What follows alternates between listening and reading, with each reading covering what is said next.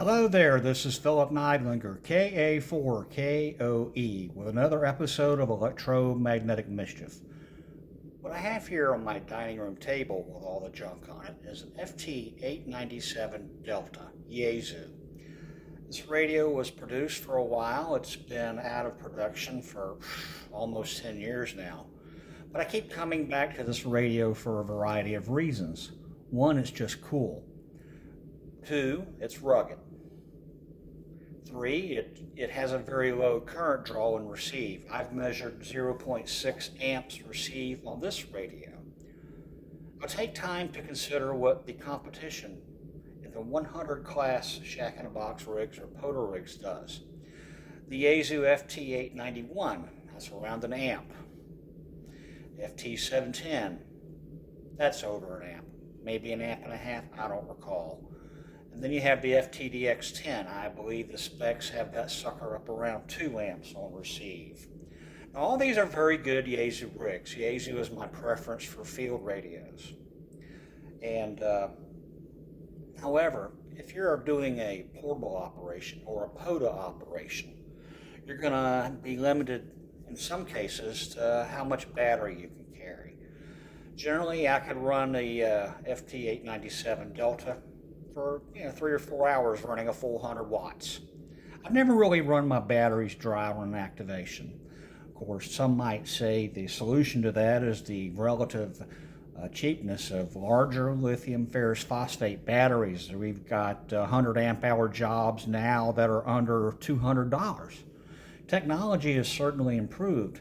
My first LFP battery I purchased a while back, say about 10 years. I've had this radio for a while. It was a 10 amp hour it was a 10 ampere hour battery, and I paid $200 for it. I consider how much the prices have come down, and I would posit that the FT-897 Delta and its brother rig, the FT-857, which is a mobile version, are still relevant in today's POTA activations, portable and other situations. Now, one of the most interesting things you can do is to get you an an AT-897 Plus bolt-on antenna tuner. This tuner will give you a 10-to-1 matching capability with SWR. I think the SC30 was the model that Yaesu sold with this. I believe that bolt-on tuner goes only up to about 3-to-1.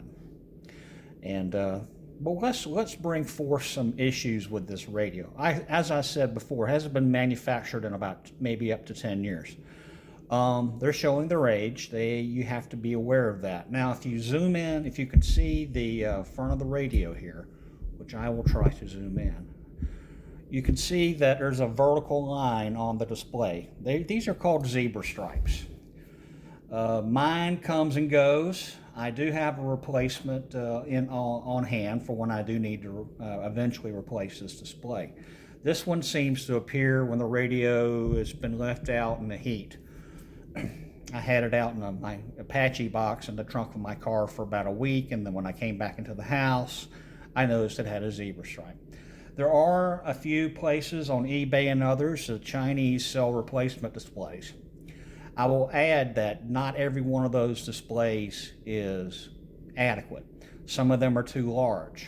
I contacted a ham service guy in Texas, and he told me which display would suit as a replacement. Displays are not expensive. They run about anywhere from $30 to $70. The gentleman in Texas quoted me a price of $150 to swap out the display. But right now, as you can see, just by the single line, I think I'm going to hold off on that. I do have the replacement. In case you're wondering about whether you should replace this display yourself, be warned, it is a complex job with very fine soldering.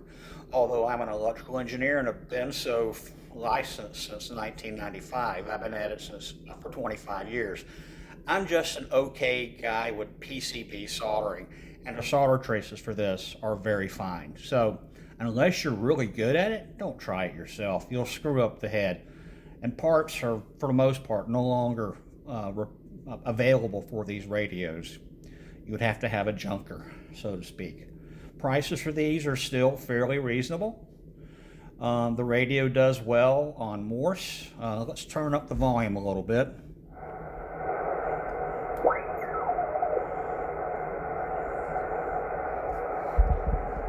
Now I am running a CW Morse paddle key. This works very well.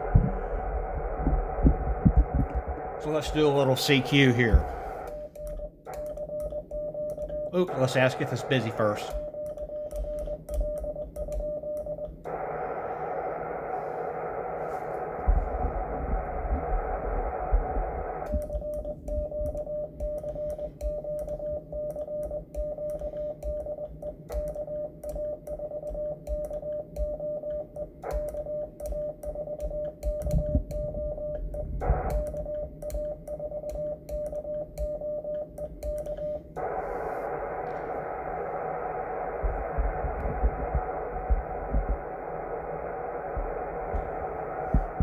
Now, I believe the rig is capable of doing full break-in with zero delay. I don't do full break-in CW.